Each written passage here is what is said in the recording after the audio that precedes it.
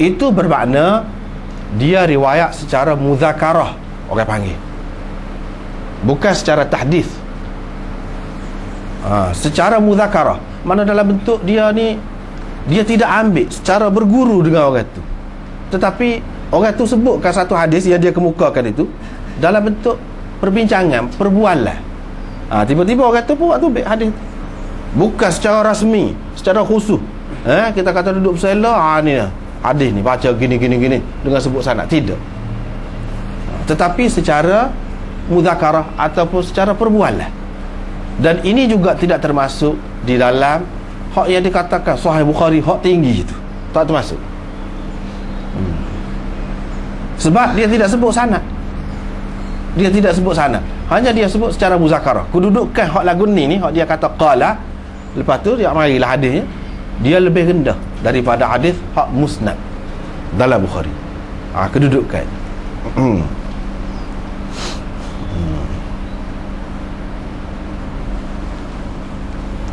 Walau bagaimanapun, ini bukan satu perkara yang mesti. Kadang-kadang dia sebut qala begitu, sebenarnya di tempat lain sudah ada sanad dia dalam Bukhari juga, daripada orang tu secara musnad. Yang ni dengan sebut haddathana begitu, ataupun akhbarana, dengan sebut begitu memang ada dalam kitab tu juga. Cuma di sini dia sebut dalam bentuk qala. Apa tujuan dia sebut gitu? Dia nak mengisyaratkan kepada dia telah menerima hadis ini dua kali, satu secara muzakarah, satu lagi secara tahdis. Itu tujuan.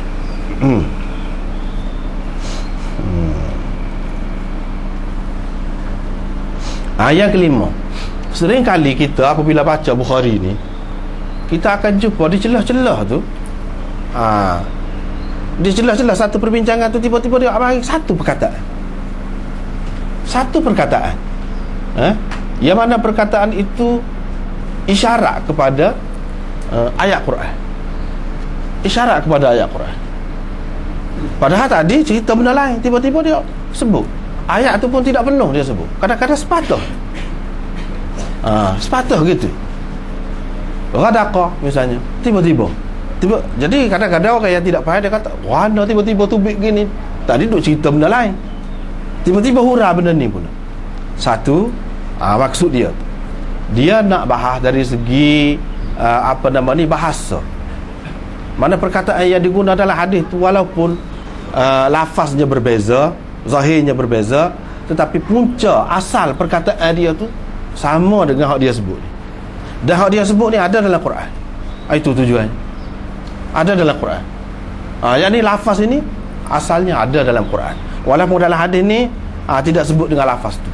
Tapi kalau orang yang mengaji ilmu saraf, dia akan tahu ni pecah daripada hak tu.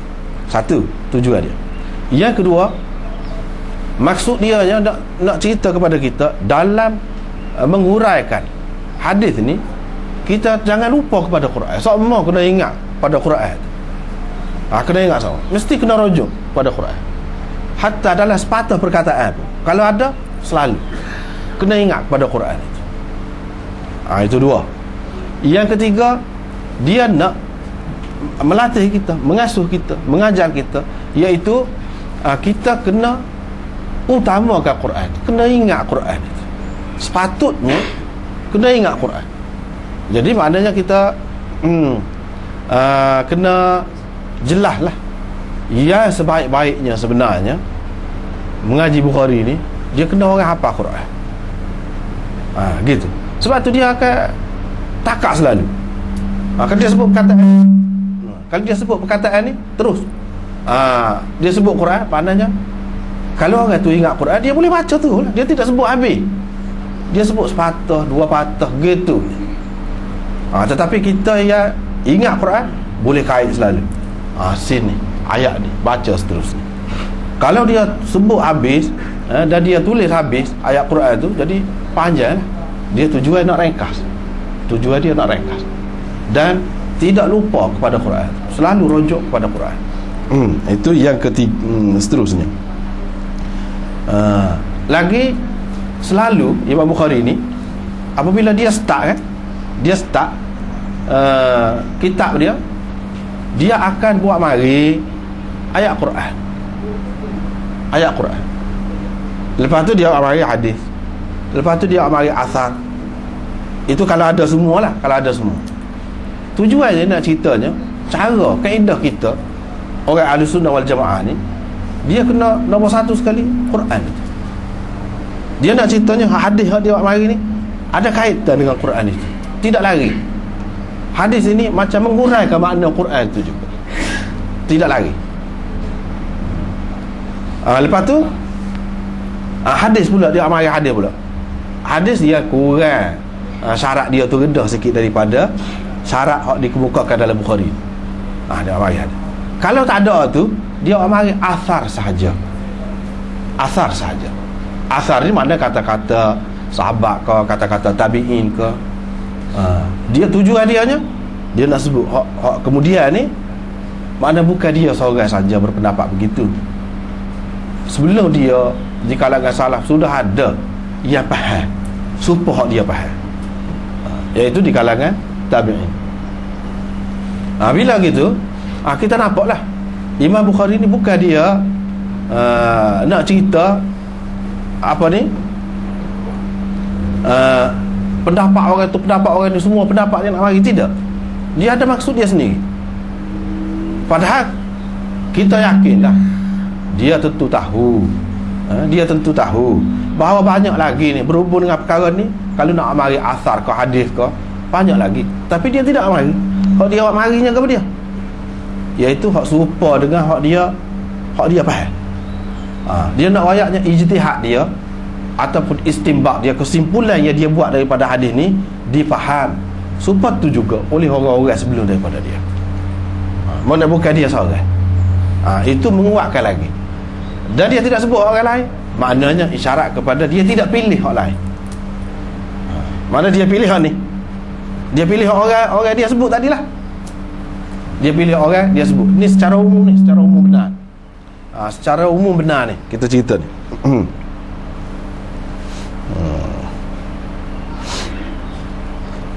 Begitu juga Imam Bukhari dia berbangga dengan sanad yang tinggi setengah-setengah tempat. Ini menjadi keistimewaan Sahih Bukhari juga.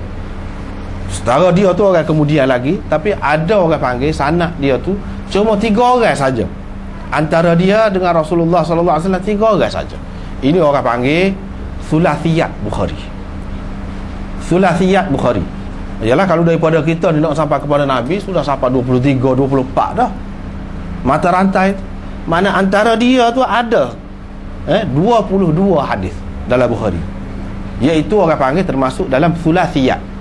3 saja sanad antara dia, perawi antara dia dengan Rasulullah. Padahalnya kalau nak kira lebih banyak lagi. Umumnya tidak macam itulah. Tidak 3 saja. Sebab apa yang jadi kelebihan tu?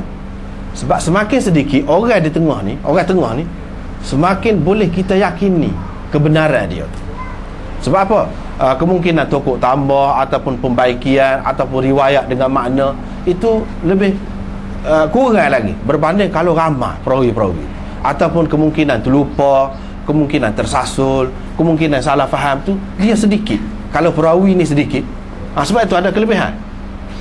Tak sekira lah orang di atas tu, ulama-ulama hak di atas lagi daripada Imam Bukhari, seperti Imam Syafi'i, Imam Malik, apa nama ni, Imam Abu Hanifah. Ada mana ni supaya Imam Abu Hanifah ni bukan dia tabi'i. Ada kalanya perawi antara dia dengan seorang dengan Nabi sallallahu alaihi wasallam, seorang saja. Itu dia kita sekira lah bukan zaman dia dekat dengan Nabi sallallahu alaihi wasallam. Ni kira hak zaman Bukhari ni. Kalau kira biasanya jauh dah lah, banyak dah perawi-perawi. Tiba-tiba dia boleh cari perawi yang cukup syarat dia tinggi lah, cukup syarat dia. Mana orang yang kuat ingatan, orang yang soleh, baik, orang yang menjaga dirinya daripada maksiat dan sebagainya. Syarat dia tu payah. Orang ni pula mengaji dengan tok guru lama. Lepas tu mengaji pula ni dia mengaji tu di peringkat mana? Di peringkat tok guru dia tengah sedar molek, tengah cergah molek. Ketika tok guru dia tidak terlupa, ketika tok guru tu tidak nyayuk walaupun tok guru tu baik. Dia ambil kira semua. Itu makna syarat dia tu. Jadi payah lah syarat.